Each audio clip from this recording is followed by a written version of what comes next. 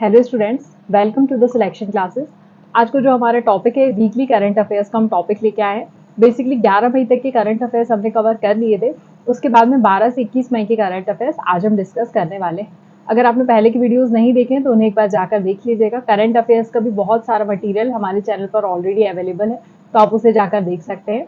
इसी के साथ पीटी 365 जो कि यूपीएससी प्लस 2024 के लिए बहुत ज़्यादा इंपॉर्टेंट है, वो भी हम कवर कर रहे हैं, जिसमें कि आर्ट एंड कल्चर हमने कवर कर लिया है ऑलरेडी, और ज्योग्राफी देन एनवायरनमेंट हमारा कवर हो चुका है। इकोनॉमिक्स हम अभी कवर कर रहे हैं, उसके भी वो भी ऑलमोस्ट खत्म होने की कगार पे है। तो आपने अगर वो सारे वीडियोस नहीं देखे तो उन्हें जाकर एक बार देख लीजिएगा। हमने एक साइंस एंड टेक का नया इनिशिएटिव स्टार्ट किया, जिसमें हम साइंस एंड टेक के कुछ बेसिक कंसेप्ट आपको static portion plus current affairs पढ़ा रहे हैं, तो आप उसे भी एक बार जाकर देख सकते हैं। वीडियो अगर पसंद आएगा तो वीडियो को लाइक करना बिल्कुल ना भूलिए और चैनल को सब्सक्राइब जरूर कर दीजिए और वीडियो को अपने दोस्तों के साथ शेयर करिए। चलिए वीडियो स्टार्ट करते हैं। सबसे पहले क्वेश्चन जो है वो है इब्राहिम रईसी। देखिए बहुत ज्यादा चर्चा में है। Who recently passed away in the helicopter crash was the president of which country. तो किस कंट्री के प्रेसिडेंट हैं ये, तो आपको ध्यान होना चाहिए ईरान के प्रेसिडेंट है। देख लीजिए यहाँ पर इनकी पिक्चर भी हमने लगा दी है। अभी रिसेंटली पास्ड अवे हुए एंड इनका जो हेलीकॉप्टर क्रैश हुआ है वो अपने आप में एक ऐसी चीज बनी हुई है कि किसी साजिश के तहत तो नहीं किया गया। तो अभी इस पर इन्वेस्टिगेशन जारी है। अगर कुछ रिपोर्ट निकल कर आती है तो उसके बारे में हम आप लोगों को बता देंगे। नेक्स्ट क्वेश्चन है व्हाट इज डायसन स्फीयर। देखिए डायसन स्फीयर आप लोगों को यहाँ पर हमने फोटो भी लगाई है, which is recently seen in news. Space telescope है, hypothetical engineering project to harness a star's energy, a fleet of solar powered satellite, a black hole theory. अब देखिए अगर या तो कोई टेलीस्कोप जाता या कोई सैटेलाइट जाती या कोई थ्योरी आती तो हमको इसके बारे में थोड़ा सा हम ज्यादा सुनते न्यूज में, लेकिन केवल हम डायसन स्फीयर के बारे में जब पढ़ रहे हैं तो ये एक इंजीनियरिंग प्रोजेक्ट है और हाइपोथेटिकल है, मतलब कि सच में इस तरह से कोई प्रोजेक्ट चल नहीं रहा है। एक हाइपोथेटिकल है, मतलब कि हमने वहां कोई चीज भेजी नहीं है, हम यहाँ से अनुमान लगाकर इस प्रोजेक्ट को कर रहे हैं। तो it is an hypothetical engineering project to harness a star's energy. तो ये आप लोग ध्यान रखेंगे, ठीक है। अब यहाँ पर ये ध्यान रखना है कि ये जो काम कर रहा है ये कौन सी कंट्रीज कर रही है मिलकर। तो ध्यान रखेंगे यहाँ पर आपको Sweden plus UK plus US plus India, ये सारे साथ में मिलकर ये काम कर रहे हैं, इसलिए आप लोग इसको ध्यान रखेंगे। नेक्स्ट वी है which country was declared the host of a women's world cup 2027। देखिए इसके लिए जैसे कि हमारे आईपीएल के लिए ऑक्शन होता है, वैसे यहाँ पर भी इसके लिए भी ऑक्शन जैसा ही होता है कि कौन सी कंट्री यहाँ पर विजेता बनेगी, कौन सी कंट्री यहाँ पर होस्ट करने के लिए होड़ लगी होती है कंट्रीज के बीच में। तो बहुत सारे अपने नाम वापस ले लेते हैं, बहुत सारे हार जाते हैं। तो यहाँ पर ब्राजील का नाम आप याद रखेंगे, इस बार उसको 2021 के लिए डिक्लेयर किया गया है वुमेन वर्ल्ड कप, फीफा का जो होता है उसके लिए, ठीक है। इसके बाद अब 2031 में आयोजित किया जाएगा, तो 2031 का जब होगा तो वो आपको बता दिया जाएगा, ठीक है। हर 4 साल में ये होता है, तो इसे ध्यान रखें। नेक्स्ट भी है what is the theme of a world telecommunication and information society day 2024।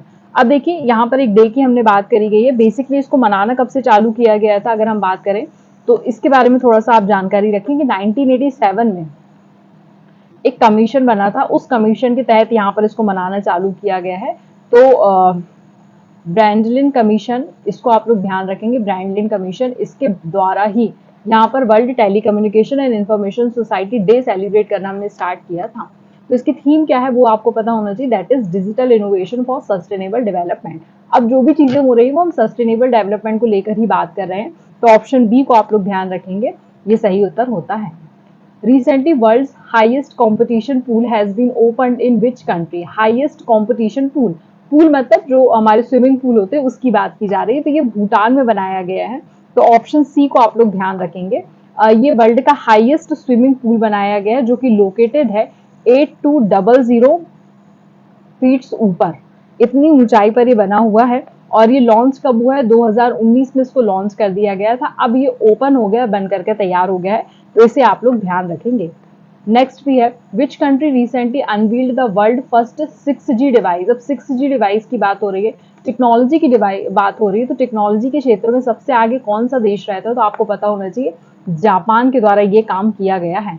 अगर मैं 6G डिवाइस की बात करूंगी तो ये जो है ये 5G के 20 टाइम्स आपको ज्यादा देखने के लिए मिलेगा। 5G के 20 टाइम्स ज्यादा है, किसने डेवलप किया है, तो ध्यान रखना है डोकोमो करके एक कंपनी, आप लोगों ने शायद इसकी सिम वगैरह भी चलाई होगी, और एनएनटी इन्होंने मिलकर, एनटीटी इन्होंने मिलकर किया हुआ है इसे तैयार। और 100 जीबीपीएस की स्पीड ये देगा। एमबीपीएस की बात नहीं हो रही, जीबीपीएस की बात हो रही है, तो ध्यान रखें। Recently, who has been honored with the Global Excellence Award 2024 for outstanding contribution in education। अब एजुकेशन में कंट्रीब्यूशन दिया है चंद्रकांत सतीजा जी ने। इनका नाम आपको ध्यान रखना है, इनकी एक संस्था है, उसका नाम थोड़ा सा ध्यान रखेंगे, चंद्र इन्हीं के नाम पर ना, चंद्र एडमिशन कंसल्टेंट, चंद्र एडमिशन कंसल्टेंट। अब कंसल्टेंट है तो क्या है, एजुकेशन के लिए बच्चों को बताते हैं कि आपको यहाँ एडमिशन लेना चाहिए, वहां पर एडमिशन लेना चाहिए, इस तरह का कोर्स करना चाहिए, प्रॉपर बच्चों की काउंसलिंग की जाती है, उसके बेसिस पर यहाँ पर ये कंसल्टेंट आपको बताएंगे। ठीक है, तो इन्होंने बहुत अच्छा काम किया एजुकेशन के लिए, इसलिए इनको ग्लोबल एक्सीलेंस अवार्ड से नवाजा गया है। Next we have which day is celebrated as international day of light every year. तो ये 16 मई को सेलिब्रेट किया जाता है, इसको बिल्कुल ना भूलें आप लोग, 16 मई को सेलिब्रेट किया जाता है। बेसिकली 1960 में जब लेजर का डेवलपमेंट हुआ था, उसके बाद से ही इसी की याद में यहाँ पर ये हम सेलिब्रेट करते हैं। 2024 की अगर मैं थीम की बात करूंगी तो थीम क्या थी यहाँ पर, light in our lives, light in our lives, ये ध्यान रखना है आपको। 2024 की थीम रही है, और इसको ओरिजिनेट किसने किया था, तो यूनाइटेड नेशंस के द्वारा 2015 में इसको रिकॉग्नाइज किया गया था, ओरिजिनेट किया गया था कि अब से हम यहाँ पर 16 मई को international day of light year मनाएंगे। Next we have recently which institute discovered an eco friendly solution for treating muddy river water. अब ये देखिए इस तरह का कारनामा अब हमारे यहाँ पर बेसिकली आपको पता होगा कि कौन सी ऐसी जगहें हैं जहां पर इन पर हम बहुत ज्यादा फोकस करते हैं, तो that is Visakhapatnam Indian institute of petroleum and energy. यहाँ पर ये काम करके दिखाया है इन्होंने, बेसिकली इसका सॉल्यूशन निकाला है इन्होंने, उस सॉल्यूशन का नाम पेपर में पूछा जा सकता है, that is surface modification technique of membrane. Membrane आप लोगों को पता है ना, तो जैसे कि मेम्ब्रेन काम करता है उस तरह से इस तरह की एक टेक्निक यहाँ पर हम यूज करेंगे, ताकि इससे क्या होगा कि रिवर, जो मडी रिवर वाटर है उस वो अच्छे वाटर में कन्वर्ट हो जाएगा। Next we have India's skill competition 2024, the country's biggest skilling program recently started at which place. तो इंडिया स्किल कॉम्पिटिशन की बात कर रहे हैं, तो कौन से प्लेस पर ये स्टार्ट किया गया, तो ध्यान रखेंगे आप लोग, यहाँ पर चेन्नई में से स्टार्ट किया गया। ऑप्शन डी जो है वो हमारा यहाँ पर करेक्ट हो जाता है, इसे ध्यान रखेंगे। अब यहाँ पर किसने किया हुआ है, तो एनएसडीसी के द्वारा इसे ऑर्गेनाइज किया जाता है। नेशनल स्किल डेवलपमेंट कमीशन जो है हमारा वो इसको बनाता है, किसके अंतर्गत, ministry of skill development and empowerment, इसके तहत यहाँ पर इसे बनाया जाता है। और बेसिकली 61 कैटेगरीज यहाँ पर इस बार रखी गई हैं जहां पर ये कॉम्पिटिशन आयोजित किया गया है। Recently, where was the 10th meeting of the Memory of the World Committee for Asia and Pacific MOWCAP held? तो ये कहाँ पर आयोजित की गई है, ये आप लोगों को पता होना चाहिए। तो ये आयोजित की गई है हमारी उलन बतूर मंगोलिया में। यहाँ पर आपको ध्यान रखना 38 मेंबर्स है इसके, और 40 जो है वो ऑब्जर्वर है, इसको ध्यान रखेंगे। ठीक है, next we have recently where was the world hydrogen summit and exhibition 2024 held. Hydrogen का समिट इंडिया ने इस बार पहली बार पार्टिसिपेट किया है, तो ध्यान रखेंगे रॉटरडम नीदरलैंड में ये आयोजित किया गया है, इसे ध्यान रखेंगे, इंडिया ने पहली बार पार्टिसिपेट किया इसलिए इंपॉर्टेंट हो जाता है। Recently who one the silver medal at the Asian trampoline gymnastic championship. तो पहली बार ये यहाँ पर एक कंपटीशन जीता गया है, हांगकांग में ये आयोजित किया गया था, याद रखेंगे आप लोग, हांगकांग में आयोजित किया गया था। और किसने जीता है, तो इनका नाम भी आप ध्यान रखेंगे, सृष्टि खांडगले ने इसको जीता है। Next, Pench tiger reserve recently seen in news is located in which state. आपको पता है पेंच टाइगर रिजर्व आपको कहाँ देखने के लिए मिल जाता है, तो देखिए पेंच टाइगर रिजर्व पूरा का पूरा मध्य प्रदेश में नहीं आता है, ये महाराष्ट्र के कुछ पोर्शन में भी आता है, तो महाराष्ट्र भी यहाँ पर इससे लगा हुआ रहता है, तो यहाँ पर ध्यान रखेंगे ऑप्शन में महाराष्ट्र है जो उसको टिक करेंगे, लेकिन अगर मध्य प्रदेश रहता तो मध्य प्रदेश टिक करते, थोड़ा सा ऐसे पढ़ेंगे। ठीक है, यहाँ पर बेसिकली लेपर्ड कैट देखी गई है, बहुत ज्यादा भी इंस्टा वगैरह पे आप लोगों ने देखी होगी, बहुत ज्यादा सोशल मीडिया पर वायरल हुआ था। तो लेपर्ड कैट यहाँ पर देखी गई है, जो कि लीस्ट कंसर्न की कैटेगरी में थी, IUCN के लीस्ट कंसर्न कैटेगरी में जिसे रखा गया था। Next we have which country recently won 30th Sultan Azlan Shah trophy. तो ये किसने जीता हुआ है, ये भी आपको याद होना चाहिए, ये जीता है हमारे जापान के द्वारा, ठीक है ना। जापान के द्वारा इस समय बहुत अलग अलग काम किए जा रहे हैं। इन्होंने डिफीट किसको किया है, तो इन्होंने डिफीट किया है पाकिस्तान को। पाकिस्तान 3 बार इसका चैंपियन रह चुका है, पाकिस्तान को इन्होंने डिफीट किया है, ध्यान रखेंगे।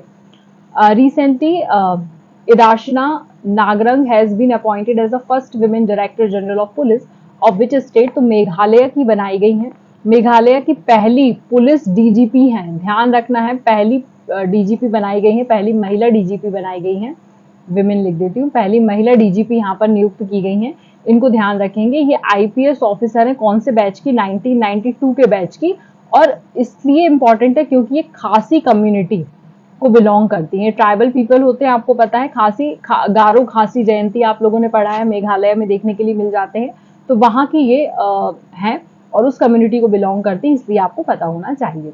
Recently India signed a visa waiver agreement of diplomatic passport with which country. अब देखिए डिप्लोमेटिक पासपोर्ट पर ऑलरेडी एक वीडियो हमने अपने चैनल पर अपलोड किया है, अगर आपने वो नहीं देखा है तो उसे एक बार जाकर देख लीजिएगा। बेसिकली यहाँ पर डिप्लोमेटिक पासपोर्ट के तहत आपको कुछ सुविधाएं प्रोवाइड की जाती है, आप दूसरे देशों में इजीली वीजा फ्री ट्रेवल कर सकते हो केवल पासपोर्ट के दम पर। तो अब ये एग्रीमेंट भारत ने किसके साथ साइन किया है, तो ध्यान रखेंगे मोल्डोवा के साथ साइन किया है। ये कहाँ पर है, इनका नाम पहली बार सुन रहे हैं, तो ये यूरोप में है, ठीक है। What is Kawasaki disease is recently seen in news। ये बेसिकली बच्चों में होने वाली डिसीज है और ये है रेयर हार्ट डिसीज। जो 5 साल तक के बच्चे होते हैं उनमें इस तरह की चीज देखने के लिए मिलती है। अभी तक इसके कॉज पता नहीं किया गया है कि किस कारण से ये होता है, लेकिन बच्चों को यहाँ पर फीवर देखने के लिए मिल जाता है, बहुत हाई फीवर रहता है, जिसके तहत यहाँ पर अनुमान लगाया जाता है कि हार्ट डिसीज उनको कहीं ना कहीं हो सकती है। Recently, where was the 90th session of United Nations Forum on Forest held? ये कहाँ पर आयोजित किया गया है, बहुत बेसिक क्वेश्चन है। तो ये न्यूयॉर्क में आयोजित किया गया है। अगर मैं इसकी बात करूं तो ये 2000 में इसका गठन होता है, किसके तहत होता है, इकोसॉक के तहत होता है। इकोसॉक किसका पार्ट है, यूनाइटेड नेशंस का पार्ट है, इसे आप लोग ध्यान रखें। देन उसके बाद Kattupoovam Kurunilla a rare tree species was recently rediscovered in which region. ये रीडिस्कवर्ड हुई मतलब कि एक्सटिंक्ट हो गई थी, अभी अभी देखी गई है, तो वेस्टर्न घाट में इसको देखा गया है, इसको ध्यान रखेंगे। ये मल्टी बैक्टीरियल है, मल्टी बैक्टीरियल है, इसको ध्यान रखना है आप लोगों को। रेयर स्पीशीज है जो कि 140 सालों के बाद फिर से यहाँ पर देखी गई है, इसलिए इंपॉर्टेंट हो जाती है। ये आपको स्मॉल ट्रीज के फॉर्म में देखने के लिए मिल सकती है या फिर आपको श्रब्स के फॉर्म में ये देखने के लिए मिल जाएगी, ठीक है। और अगर मैं इसके ब्लूम की बात करूंगी कि कब फूल उगते हैं, तो अक्टूबर से लेकर जनवरी तक, मतलब ठंड के सीजन में ये आपको देखने के लिए मिल जाएंगे, ठीक है। तो यहाँ पर हमारे इस वीक के करंट अफेयर्स हमने कवर कर लिए हैं। आई होप आपको वीडियो अच्छा लगा होगा। वीडियो अगर अच्छा लगा है तो वीडियो को अपने दोस्तों के साथ शेयर करना बिल्कुल ना भूलिए, वीडियो को लाइक करिए और चैनल को सब्सक्राइब कर दीजिए। और अगर पहले की चीजें आपने नहीं देखी है तो उन्हें भी एक बार जाकर देख सकते हैं। आई होप वीडियो हेल्पफुल लगा हो। धन्यवाद।